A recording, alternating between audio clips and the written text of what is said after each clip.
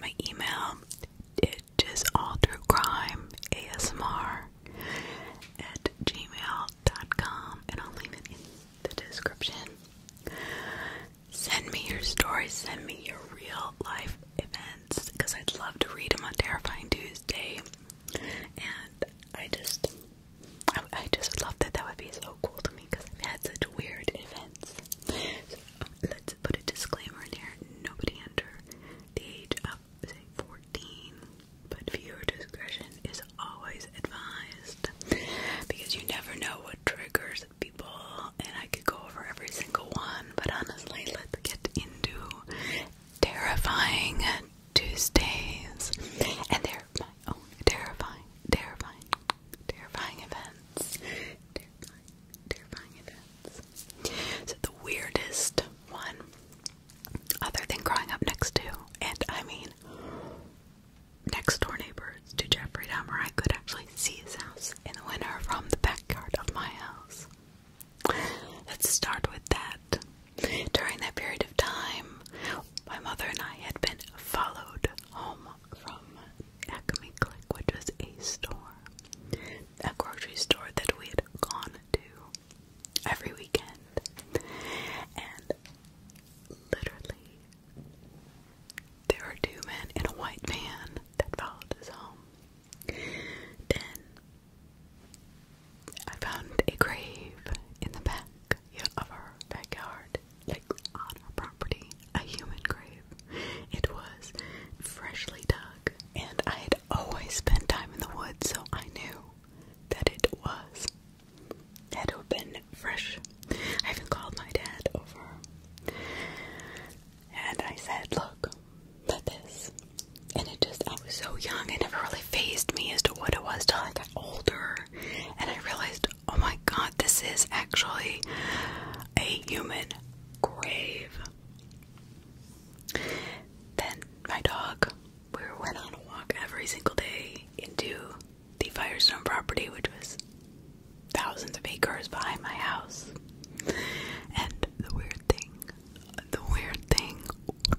is, one day, right after my mom and I were followed, luckily we went to the police station, and they drove away.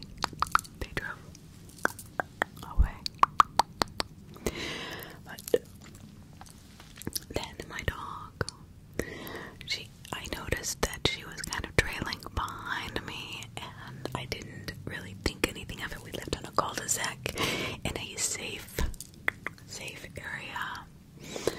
You know, I didn't know any of these things. Jeffrey Dahmer didn't come as the first body that the first hitchhiker that he killed, the 19-year-old, was actually found in his grandparents' well. So can you imagine, they were drinking that dead body for I don't know how many years. Now, so I am in bed, and my dad comes home, I don't know, 7 or 8 o'clock at night, and he screams, "Where is Heidi?" And I said, I don't know where Heidi is. She was with me on my walk today, but I honestly, now that I think about it, I have not seen her. See, because Heidi never missed a meal. And, I mean, even though she was 15, she was an older dog. She was in great health.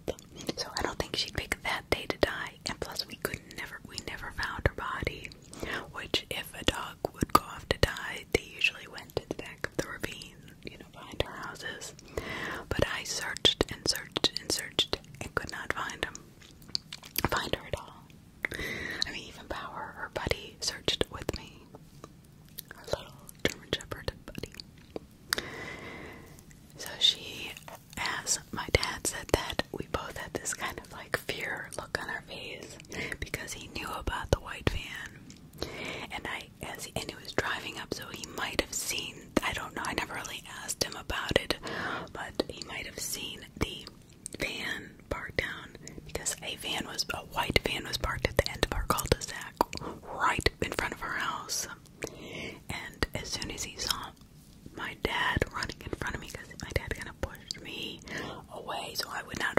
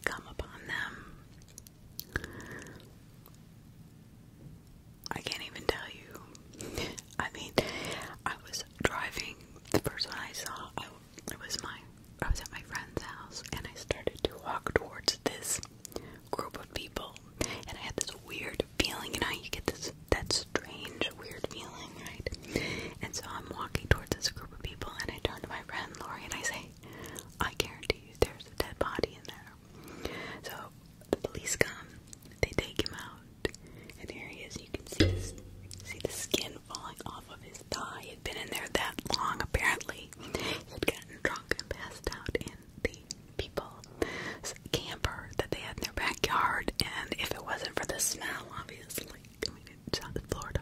They probably would have never found him until it was way too late. The next dead body that I saw was Andy, that hung himself.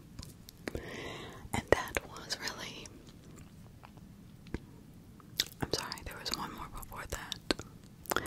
I was working as a manager at an apartment complex, and this investigator had wanted to know about, his family had been worried about this guy, and I let him in, and I walk in first, and they see this guy dead there on the floor, bloated. Obviously, had been dead for a while. That smell never leaves your brain, your senses. I mean, I don't like to think about it, but having seen this and smelled this before, the investigator looked at me like, do you find this strange? I said, well, this is like the second dead body I've seen. Then, apparently, he had just died of natural causes, but had been disappeared, had been, MIA for a long time. And finally his family member said, we better call this apartment complex that he lives in. And I thought, how sad is that? To die alone. I hate that. And that's the first thing I thought of, that how sad this was for him, right? I don't know. Then the next dead body that I saw was Andy's. And that was really disturbing. I wrote an entire book, novelette, whatever, novella about him, and then now kind of developed into a fiction story. But the first part, Andy, is absolutely true. And the second part is based on true events, not necessarily that happened to me, but a girl that I did know that lived there. The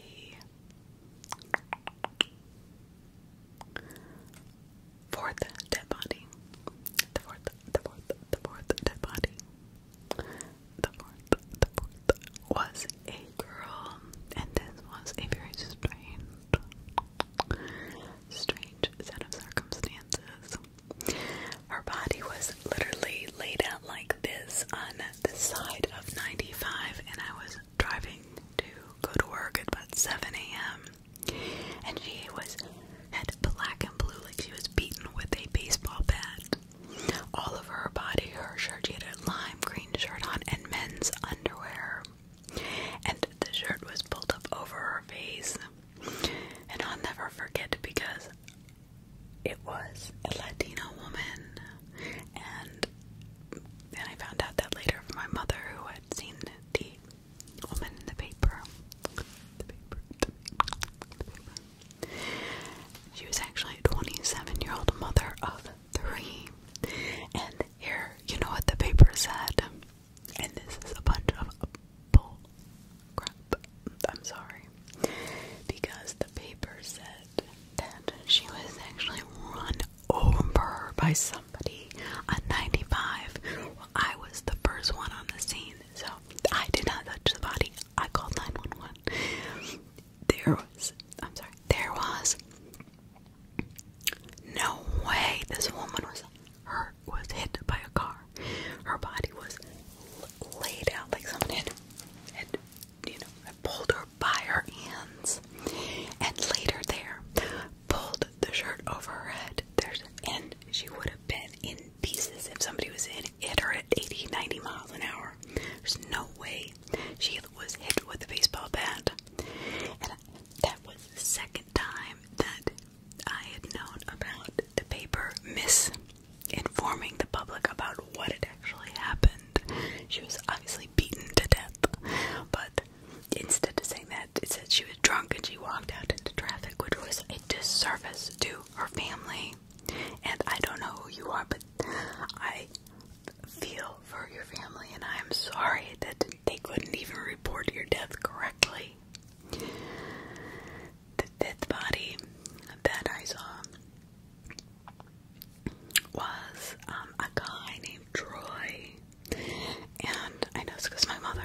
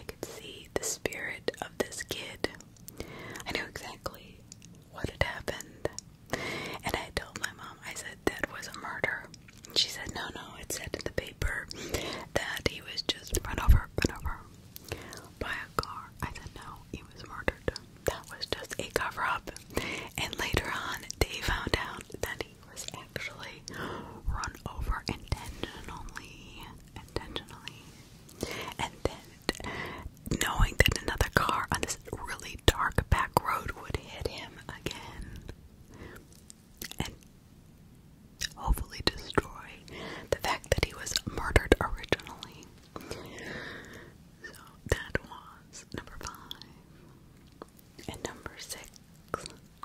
Number 6. I'm missing one, I know. But number 6 is kind of a half seen dead body. I was drawn to it, let's say that. So I'm living now in Mississippi for 6 years. And the weird thing is I traveled all over the state and Alabama, Mississippi, Alabama, Tennessee, Kentucky, Ohio, for work, right? So I would drive all over the place, and back then, Carmen was crap, and they had an iPhone, they'd just come out with the iPhone, but it wasn't very good either, it wasn't any better.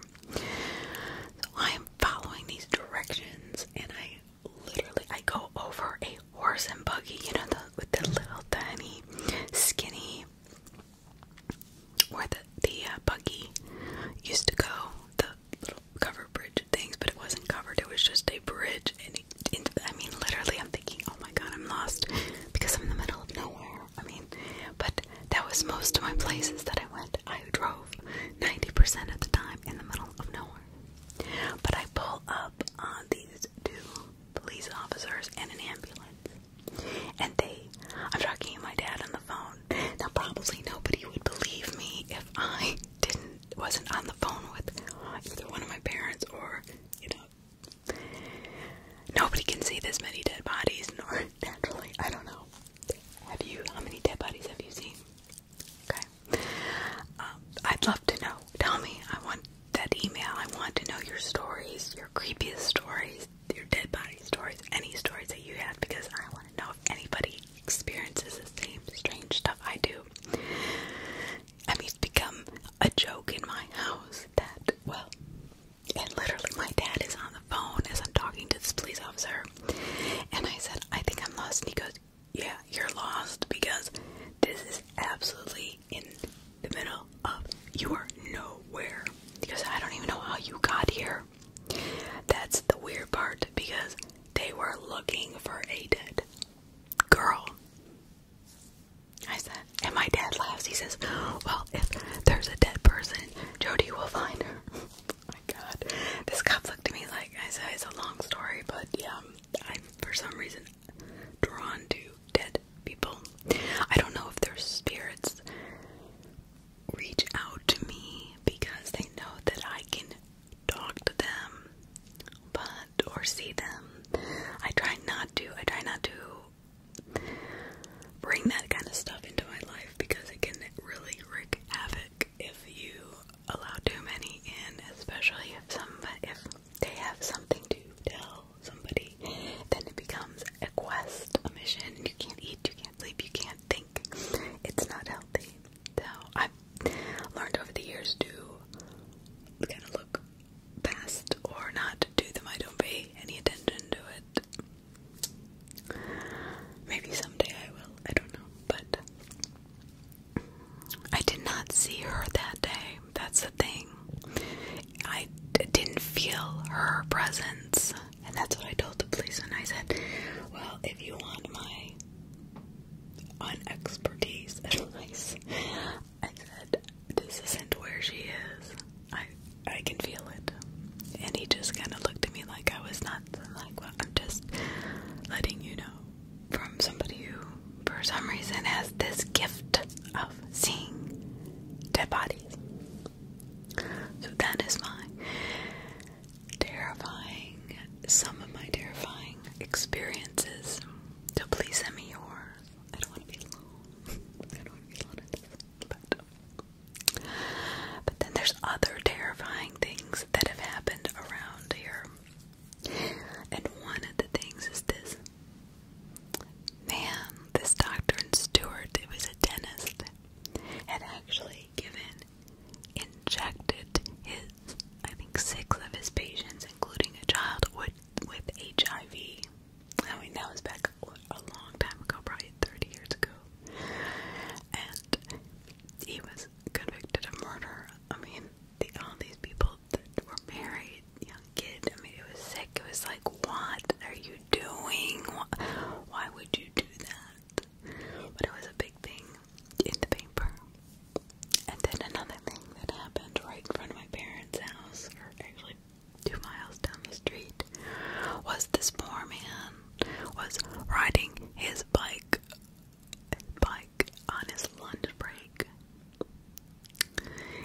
we worked with his wife.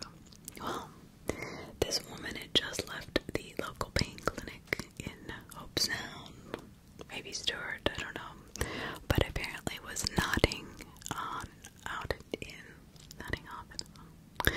and she had no business behind the wheel at all. Ends up hitting this guy on Bridge Road in Hope Sound, and literally didn't even know she hit him, kept driving for another 7 miles, well, not quite 7, but 6 miles up to County Line Road before a policeman finally got her attention and stopped her. Now, when he pulled her over, she was like, "Can I help you? I wasn't speeding."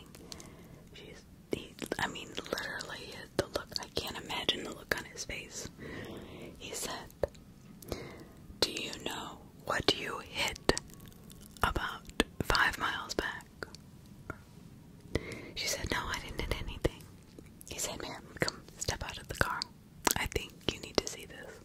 And in her grill was his bicycle hat with part of his head and his brains in her grill.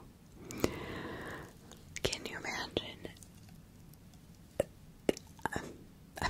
I don't even know what happened to her. I meant to look this case up, but I just can't seem to find anything. I don't know if she got a plea deal or just, when I started working for the public defender's office here in West Palm, I said to my boss, and I've mentioned this in other videos, I said, "Why is it that a lot of these murder cases we never hear about on the news?" And he said, "Oh, you don't, we just have too many of them to report. We don't want to cause any friction or..." I'm like, okay, so you're telling me that most of the murders that happen in our area never get reported? And he said, "Yeah, that is what I'm telling you." That was very disturbing. Very disturbing. Not disturbing to me. I could go on around here, but I want to keep it simple and to the point. Those are my terrifying Tuesday encounters with the dead, or close to my house, or just strange things that have happened around here. Honestly, there's been so many that I could probably go on and on and on. But those are the ones that really bother me, that I think about almost on a weekly basis. I think about the man's family, because then his wife worked with him, and here's the police that come up an hour after he just left a healthy, happy guy, and here he's dead because of this woman who was on the Oxycontin and Xanax. That's sad. Sad. If you're gonna do drugs, that's up to you. Just don't get behind the wheel. Please don't get behind the wheel. Especially now, there's Ubers, there's friends, there's whatever. Just get sober. Stay somewhere else. Walk. I don't care. But to get behind the wheel and drive inebriated in any way is not the thing to do. My mom and I used to have girls' night out, and we would literally, it was 2 miles from the house, but I was like, I don't care. We are going to pay the $10 for the Uber. It's so worth it, because it's not about getting the DUI or DWI, depending on what state you're in. It's about protecting others that are innocent. That's my big thing, to protect the innocent. Protect that man that was just on his lunch break, getting exercise for his health, and he's dead. Because somebody couldn't just call a friend, or have somebody, she couldn't wait to take her medication after she filled it, probably in the Hope Sound public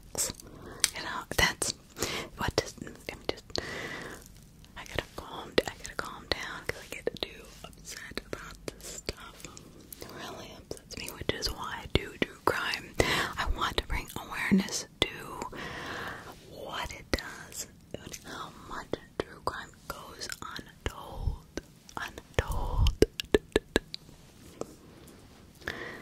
I had a couple boyfriends that were killed.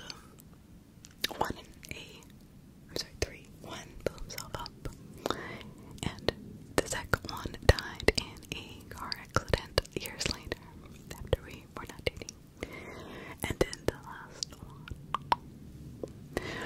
was not that long ago, and he was shot in the stomach and died on the beach in Hollandale. So I don't know. Death follows me. I mean, they were good people, all of them were very good people. This last one, I think he was hiding something from me, but, people that don't want you to know things about them, you're not gonna know, and I'm not the type of person that, well, dig and just argue, I'll just break up with them, and that's what I did. So about a month after that, I get a phone call from his ex-wife actually saying that he was dead. Well, I mean, I know that South Florida is kind of the mecca of drugs and easy money. I get that. I mean, I've lived here for so many years. I see people come and go. They're very transient. They come from other countries. They come from other states. And they think that it's going to be this amazing life of luxury on the beach. And it's going to be beautiful and wonderful. And they're going to get away from the cold and the snow. But what happens is they realize that there's no industry here. Luckily, my job is in Ohio. There's scripts and things like that, and for a long time I did do medical billing and was very successful at it and sold medical supplies, but it just became a business of who's the better price. It wasn't actually selling, it was more of just, I can beat their price. So I lost interest in that. I need something to challenge me, to challenge my mind, to challenge who I am, or else I'm bored, I'm out. I don't know, let's see, I have lots of interesting stories from when I was younger, but that's more of a Witchcraft Wednesday paranormal stuff. But please send me all of your stuff. Anything scary, anything spooky, anything strange that you have encountered. I hope it's not just me. I think a lot of us are parents, and a lot of us are terrified of our children going out and never coming home.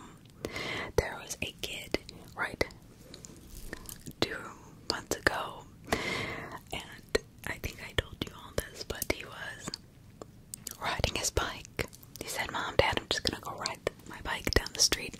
Nice little neighborhood they live in, 5 minutes from my house, one exit out. And literally this homeless guy from Miami was hiding in the bushes. Now this is 6 o'clock, 5:30, 6 o'clock in the evening, jumps out and stabs this 11-year-old, 12-year-old kid to death who was just out riding his bike. His parents start to freak out, and they call, they start looking for him, call the police, and here he was not even a mile from their house on his bike. Must have just left his home. How terrifying is that? That's the kind of stuff that terrifies me. Seeing dead bodies may be a terrifying experience, but the thought of your child never coming home, or that was somebody's child that was on 95 just beaten to death. 27 years old, going back to the gal I saw, I found on 95 dead. It is so sad. And this young kid, then, all these things are coming to my mind.